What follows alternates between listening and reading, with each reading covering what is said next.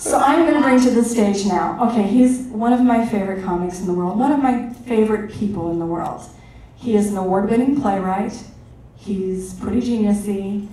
He's one of the greatest storytellers ever, the preeminent storyteller in Los Angeles right now. Let's welcome to the stage, Thinking Aloud's Dylan Brody.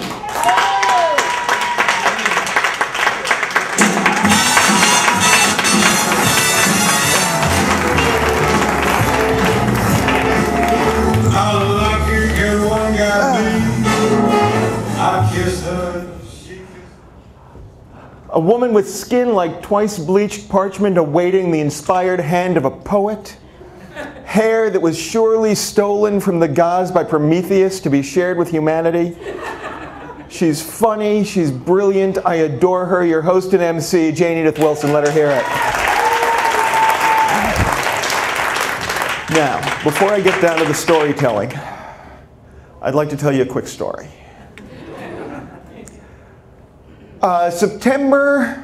Late September, early October of 2001, we were all still a little bit reeling from the attacks on the World Trade Center. And I came out of Trader Joe's carrying a canister of fine ground coffee and a loaf of bread that was extraordinarily heavy. It's the kind my wife likes, and I don't understand why. And as I came out of the store, a man was walking around the parking lot sticking little paper American flags on all the antennae on all the cars. And as I got there, he was about to put one on my car, and I said, "Could you please not do that?" And he said, "What's the matter? You don't love your country?" And I said, I do love my country. And in fact, I'm fond of the flag. But right now, it's being raised in a spirit of violence and a call to action and hostility and vengeance. And I am not comfortable flying the flag in that capacity. And I don't want to have to tear it off and throw it away later. So please, don't do that. And with no sense of irony, the man said to me, "This flag is a symbol of peace and the freedoms that we hold dear. And I should kick your ass just for talking about it that way." Now, this was not the first time I had had my patriotism questioned over my sensibilities and sensitivities. When I was in second grade, we were required to say the Pledge of Allegiance at the beginning of every school day. And I lived in a very small conservative town with the only family that went on peace marches. My father had a poster of Che Guevara on his office wall. And I began to become uncomfortable with the Pledge of Allegiance. It felt as though that was somehow conspiring in this war in Vietnam of which I did not approve at the age of 7. So first I would mouth the words along with everybody else and pretend, and then eventually I stopped doing that and wouldn't put my hand on my heart, and finally I refused to stand up. I did not yet have the kind of vocabulary and wit to be able to say, "I am refusing to stand on principle." My teacher became upset with me and demanded to know why I wasn't standing, and I said I didn't want to, I didn't like it. And Mrs. Nichols wrote my name on the blackboard in the chalk-drawn doghouse that she had put up there to indicate that I was now on her bad side. She said, "They are just words, Dylan. They don't matter. Just say them."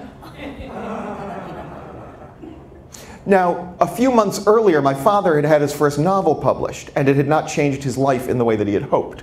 So I had heard strange sounds in the middle of the night, and I had come halfway down the stairs, and I had sat with my face pressed between the banisters, and I had watched my father weeping as he put everything he had ever written into the pot-bellied stove in our living room, burning it one page at a time.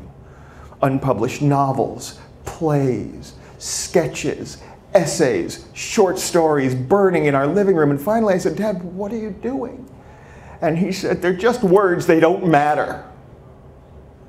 And that told me more clearly than it was ever explained to me in literature classes and philosophy classes and linguistics classes just how much words matter.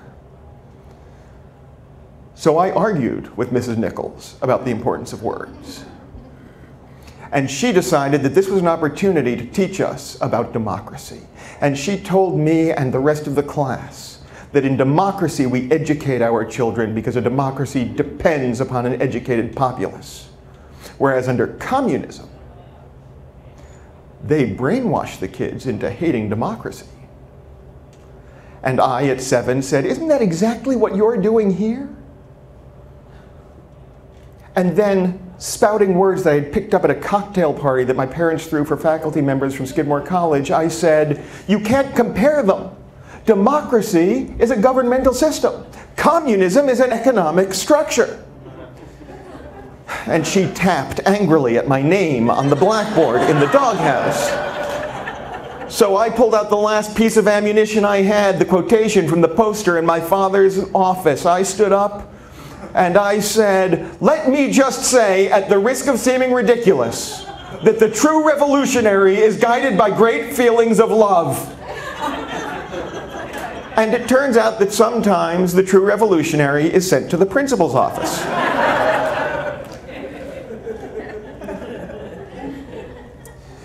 Now, in the early 90s, I began studying martial arts. And one of the first things they taught us at the studio is a pledge that you have to speak, the student's pledge. And it has in it the words, we respect and obey the master and our parents. You haven't met my parents. But obeying them is not high on the list of things that I intend to do. And I felt awkward about saying this pledge. So I went into the master's office and I said, excuse me, sir, this is a little odd, but do you mind if instead I say, we respect and obey the master and our spouses? And my master, who was a wonderful man, said, yeah, always to tell the truth.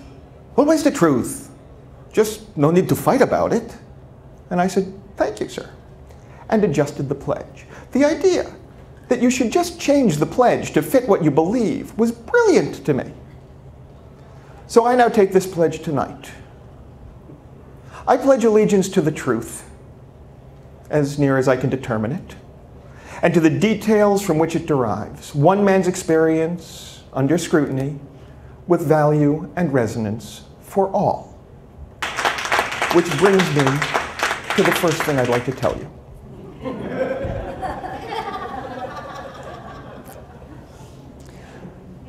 We're in the middle of the primary season now, and it always gets me thinking a little bit about that second grade teacher. I'm troubled by the extent to which our political system has become more of an entertainment than a political process. It's very clear to me, I went to vote, what was it, 10 months ago for John Lauritsen for the school board, because he was the only person on the school board who was more interested in supporting teachers and education than paying for campaign advertisements. So I went to the polling place, and I could tell there was a problem when I walked into the polling place and the volunteers all cheered and applauded like I had just got into a cheap sushi joint. And they outnumbered the voters significantly. There were 4 voters in the polling place. It was me and my wife. We had come together. There was the guy ahead of me in line who asked if he could just get a quick pick. And there was John Lauritsen. Thanks. So what becomes apparent every time we come into primary season to me is that our democratic process has sort of turned into a mentalist's trick. You know, where they sort of go out and they say, okay, you guys, pick between the king of clubs and the king of spades. All right, you guys, pick between the king of diamonds and in this case, the queen of hearts. All right, now everybody pick between the king of clubs and the king of diamonds. And then we all go cast our votes, and it's not so much going home to see who won as going home to see if we guessed right. And then for 4 years, everybody complains. Either half the people complain, oh, he's too clubby, or oh, he's too diamondy. And no one ever takes a second to think, maybe he's just too kingy.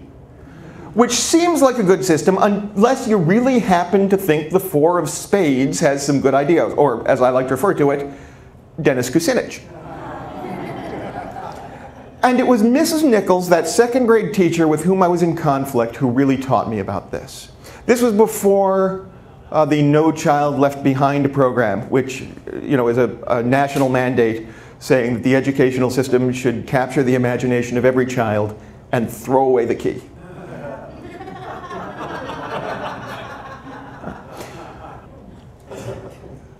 She needed to teach us about democracy. So she put together a classroom election. She set it up very carefully. She chose the candidates alphabetically. Top 3 people would run for mayor. The next 3 would run for deputy mayor, and then treasurer, and then sheriff, and I don't know, secretary of agriculture. I don't know what they all were. But I know that it started with mayor, and it was 3 people because it was 3 people because I was 3rd alphabetically. And I was the most bright, articulate kid in the class, so she wanted me to be running for mayor. And it was not 4, because she wanted me to have the best possible chance of winning.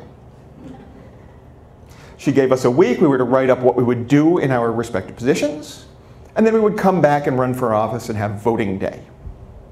On the day that we were to vote, nobody had anything to say to the class, except me.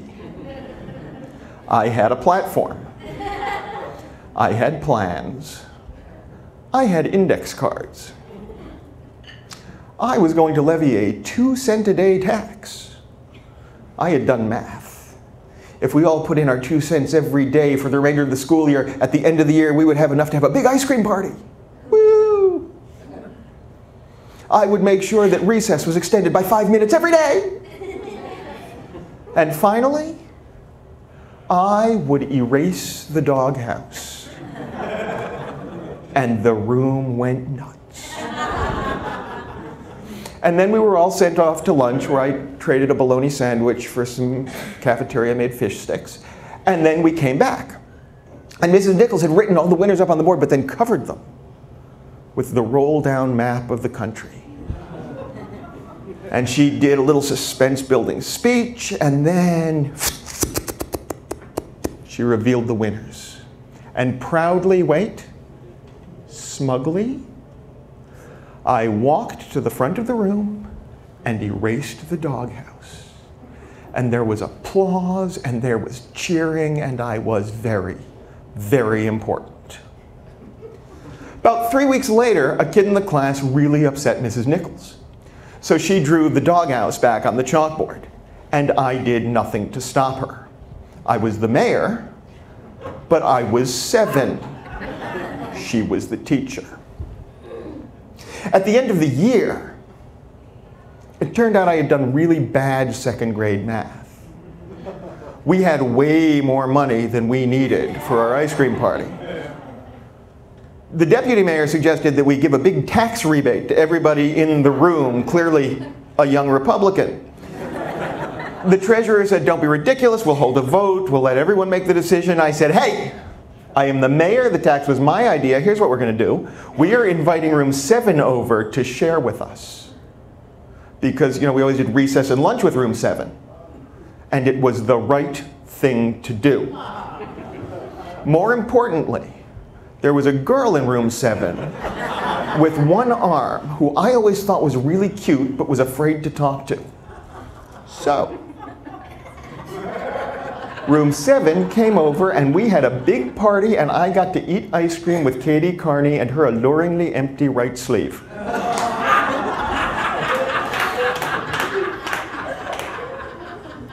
Here are the important lessons of modern democracy. The candidates are selected, they are not elected. The election process is a smoke and mirrors construct designed to give us all a sense of free choice while in fact restricting our options to a manageable number. Elected officials take dramatic action to wild applause, which can then easily be undone in silence later by the people who have real power. Even the most noble, well-intentioned, rightly elected officials will resort to fascist tactics to protect their own agendas and personal perversities.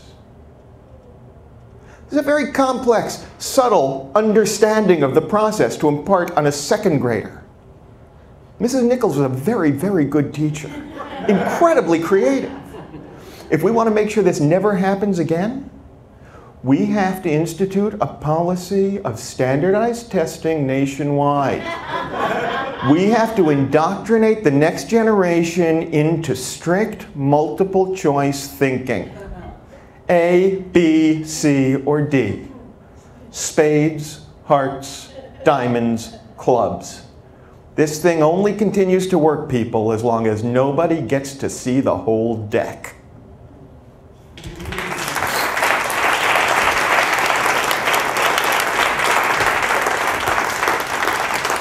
Thank you for that lovely applause. That was nice for my heart.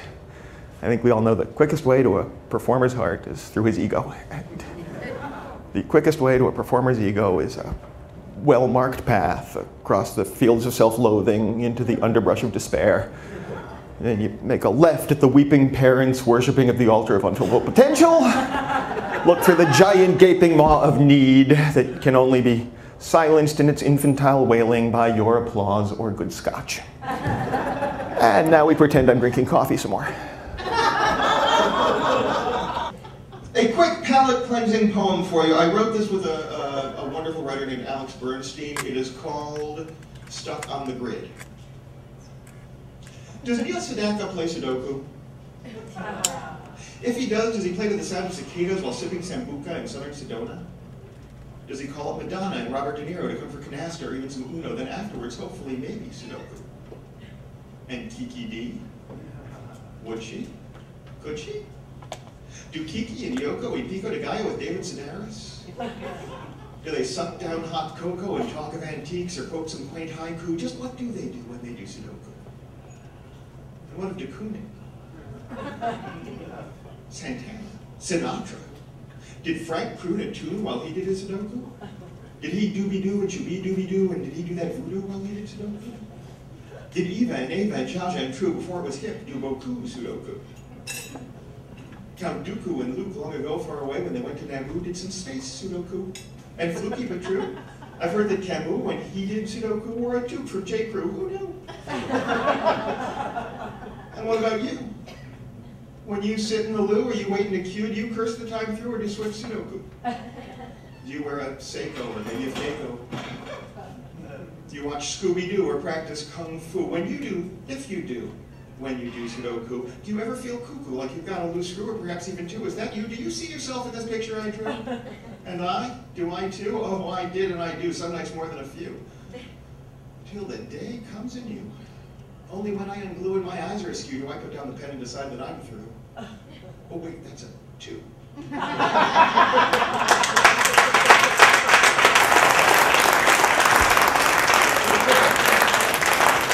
I don't know why I can't let this go. I can't let this go. I can't let this go. So I just have.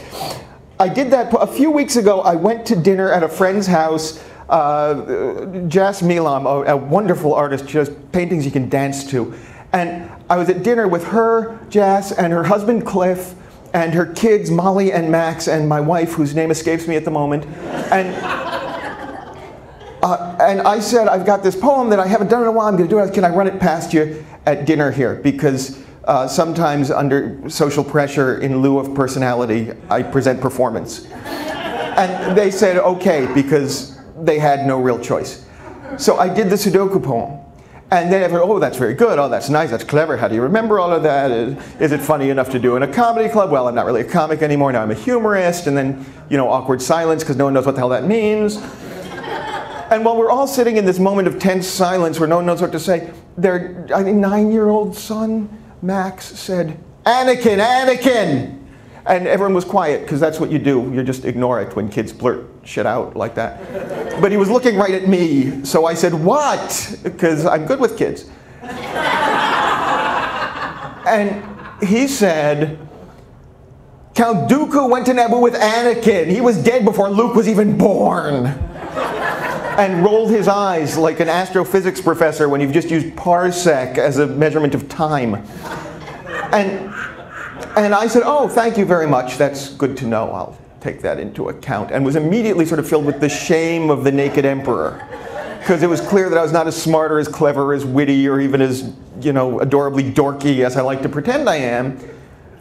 But I like the kid to think that it's okay to correct me. And I don't have the power to send him to the principal's office. And then immediately, as I felt the shame, I knew that I was going to do the poem as written anyway. So then I added guilt and self-loathing onto it all. Because here's the thing, I'm an atheist.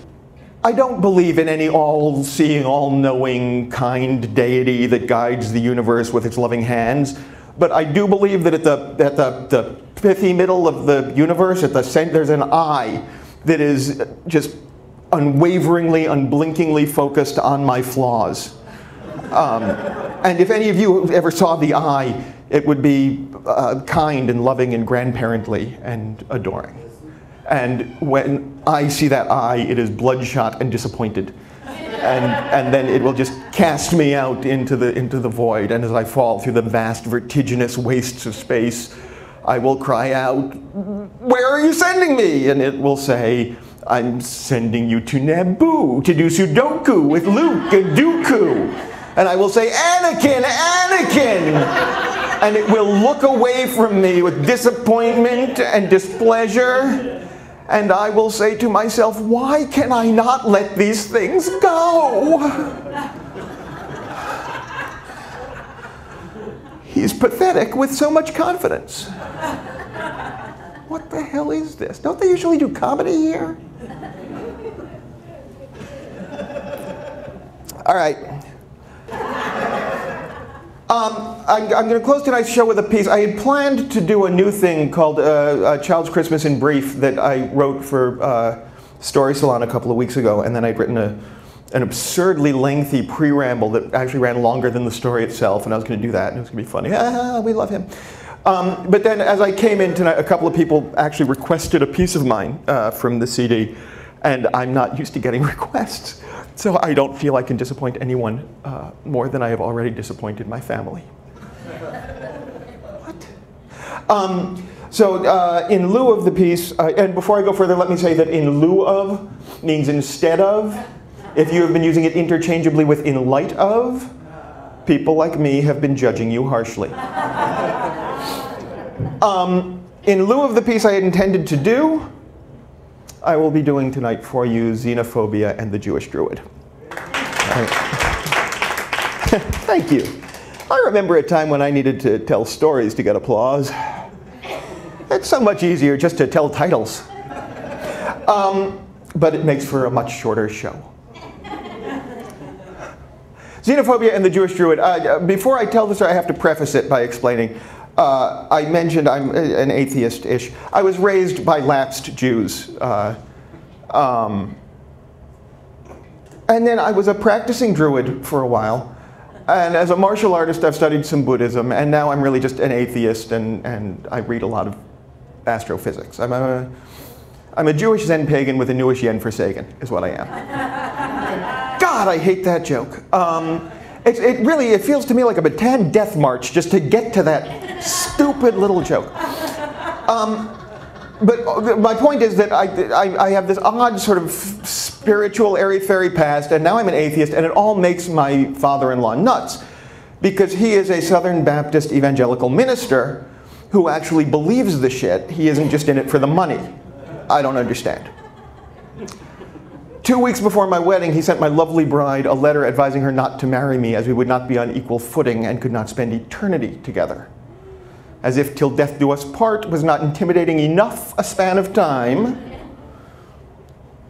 I took revenge on the night of the rehearsal dinner. I insistently brought up Jesus stuff and deliberately got it wrong. I told him that I had always admired Jesus for his immortality and his ability to turn into a bat when frightened. No, I think you're thinking of Dracula, Dylan. All right, but there was something about drinking blood in there. Wasn't there something? Watching the vein in his head.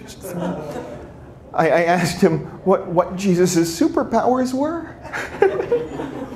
And he said, he fed the masses on fishes and loaves, Dylan. And I said, really, sandwich making? Kind of a lame superpower. It's not a superpower, it was a miracle. Really, sandwich making. Very impressive, your God. Mine is a bloodshot eye. In any case, several years ago, 14 years ago now, I was a practicing Druid. And at Halloween, I felt this was an important pagan holiday. I should mark the occasion in some way. So I drove to a park near my house where I had sanctified a grove for my own ritual uses. It was Halloween evening. It was nearing midnight. I parked across the street from the grove, and I got out of my car. And a homeless man approached me, carrying a big bag of candy, and he had a ghost mask pushed up on the top of his head. And he smiled and gave me a big thumbs up, and I smiled and gave him a big thumbs up, because Halloween is the one night of the year in America when a homeless guy can feel like a participant instead of a pest. And I started to cross the street toward my sacred grove, and I was aware of the homeless man crossing the street just behind me and to my right, and that made me a little nervous going into a dark park in the middle of the night. But I reminded myself, this is a sacred space, nothing can hurt me here, I am perfectly safe. And I entered my grove, and the homeless guy sat down at the base of one of the trees and started to eat his candy dinner there, and I started to go from tree to tree, putting my hands against them and thanking them for their oxygen and asking them for advice, and they just stood there, because they're trees. And I was moving around from tree to tree doing this thing with my hands as a group of young Hispanic men came into the park. And I was aware, sort of vaguely, that as a middle-class, middle-aged white guy in a park nearing midnight, I'm supposed to be afraid of the young Hispanic men drinking the beer and speaking fast Spanish. But I reminded myself, I'm in a sacred space, nothing can harm me here, I am perfectly safe. And they stopped not 5 feet away from me, having a conversation amongst themselves in fast Spanish. And I felt like I was eavesdropping. I felt like a spy, but I don't speak Spanish, so I felt like a bad spy. And I didn't want to be eavesdropping on these kids. That felt wrong, so I stepped away from the tree and I said, "Excuse me," and they went, "Ah, Jesus." And I said, "I'm sorry. I didn't mean to startle you. I'm a Druid. I'm using this grove right now. Could you come back in 10 or 15 minutes when I'm through?" And they fanned out into sort of a loose semicircle around me, and one of them stepped forward in a position of leadership and said in what may or may not have been a threatening tone, "Excuse me?"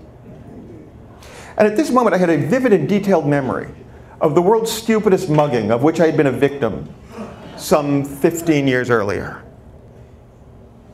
I was in New York City. I was in my early 20s, and I was farther north on the island of Manhattan than any middle-class white guy has any right to be as it's nearing midnight. I was waiting for the bus that was going to bring me downtown. It was January. It was very cold. I was sitting on the bench. My breath was steaming in the night air. And a large African-American man came out of the building. Well, it was the mid-'80s, so he was still a big black guy. Came out of the building behind me and sat down next to me. And we sat together there on the bench with our breaths steaming in the night air, waiting for the bus.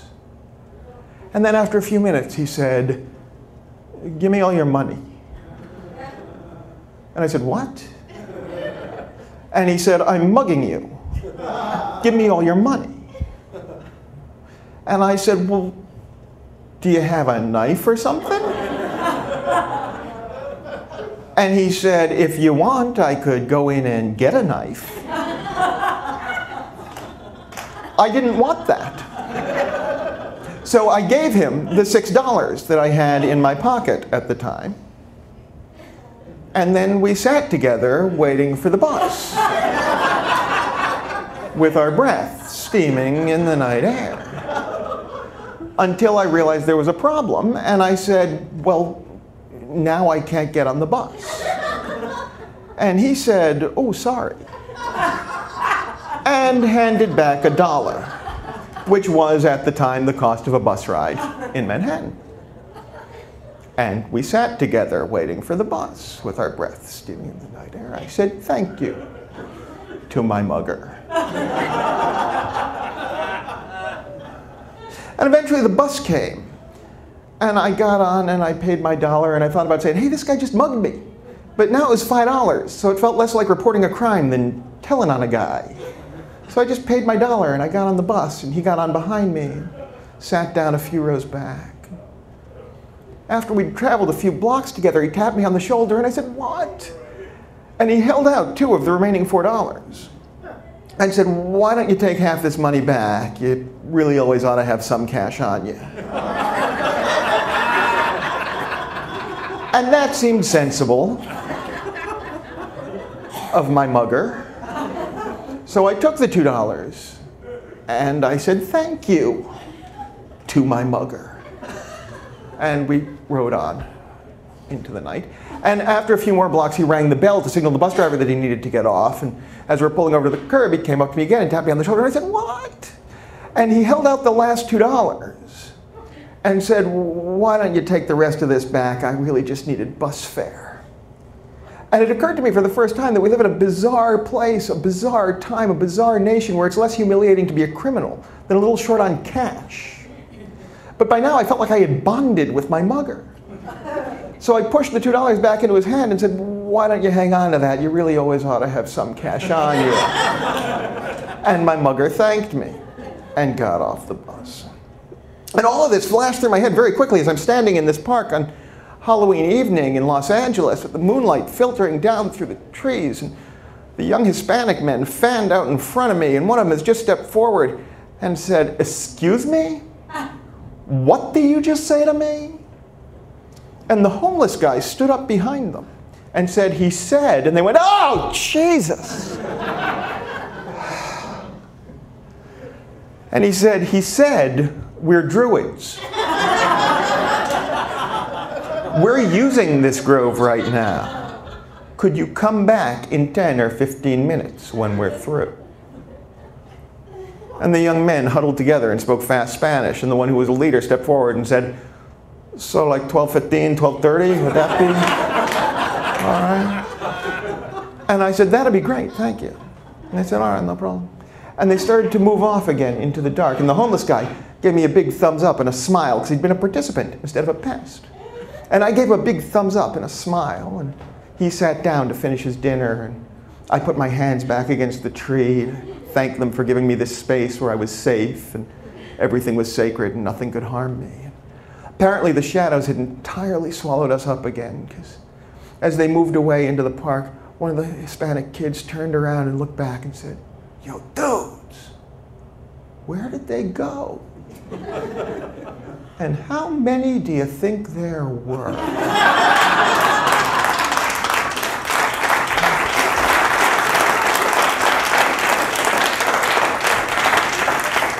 Ladies and gentlemen, that's our show for this evening. Thank you very much for coming out. Thank you all the performers for coming up here tonight and working. And thank you guys for supporting storytelling. Thank you, Improv, for having us in. Good night.